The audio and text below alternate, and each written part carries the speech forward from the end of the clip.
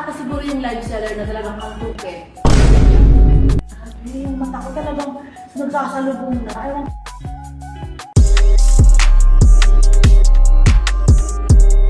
Aside from jewelry business, ano pa po yung mga ibang business na naiisip niyong gawin? Sa ngayon, wala pa akong naisip talaga kasi dito pa lang sa Maddox Jewelry, talagang yung oras ko, ano na, Full time? yeah, ubus na hindi na kinakaya.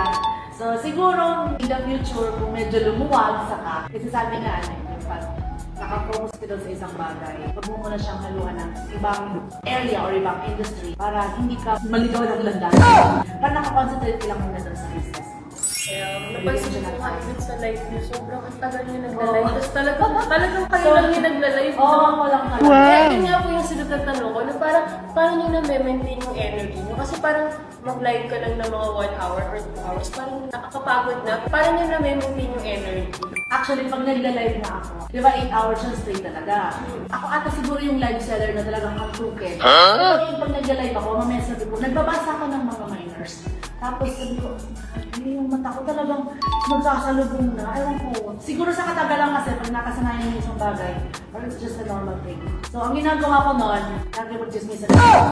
Tinitingnan ko yung mga viewers kung ano yung, nakipag-interact talaga. Para lang mawala. And then another one, the best thing is, coffee.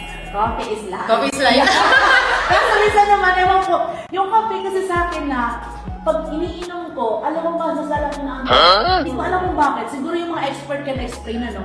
Yung before, effective sa akin yun. Tapos ngayon, sa katagalan na umiinom ako, siguro nagiging very strong na yung capacity ko. Hindi na kinakaya ng kape. Tapos pag umiinom ako ngayon, parang baliktad na yung nangyayari sa body ko. I don't know, no? Pero Sige nga ako mga madam, sino makapag-explain sa akin? Pero di ba sabi niyo nga kasi na mas na minamahal niyo yung trabaho niyo. Kaya siguro kahit ilang oras na kayo nagla-live, talagang na nag-stay pa rin ng ilang oras. And ito pa, ito yung pinakagusto-gusto kong malaman talaga sa inyo. Kung meron na ba kayong mga basher, and kung meron, paano niyo na-handle? Ano? Showbiz! Actually, alam mo ba? Kasi live seller lang naman ako. Presently, may mga, di ba, yung mga post na kami about dun sa mga bibili sa aming mga artista. Tapos may mga nagko-comment dahil hindi naman talaga namin mga customer. May mga comment talagang, minsan nagugulat ako. Tapos they're asking about my face, about my body, everything. So, sabi ko, wow, doon ko naiintindihan sa lugar, hirap pala ng mga trabaho ng mga artista. Lahat pinapagkailaban.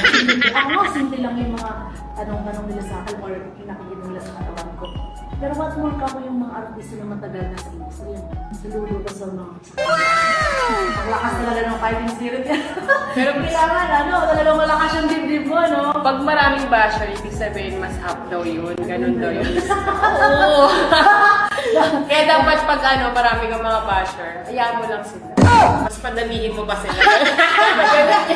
Mas hayaan mo pa sila tuwawi. Oo. Tapos sabi nga, di ba, yung mga tao daw na yun na nagko-comment sa'yo na about yourself or hindi ka naman nila kilala, yun daw mga tao walang ambag naman sa buhay mo. Sobrang na-admire ako na parang unang first look ko pa lang parang parang ano mo yun, nakaka-admire lang yung katulad ni Miss Cha. Ayun ma'am, thank you so much po. Ang dami ko talaga natutunan.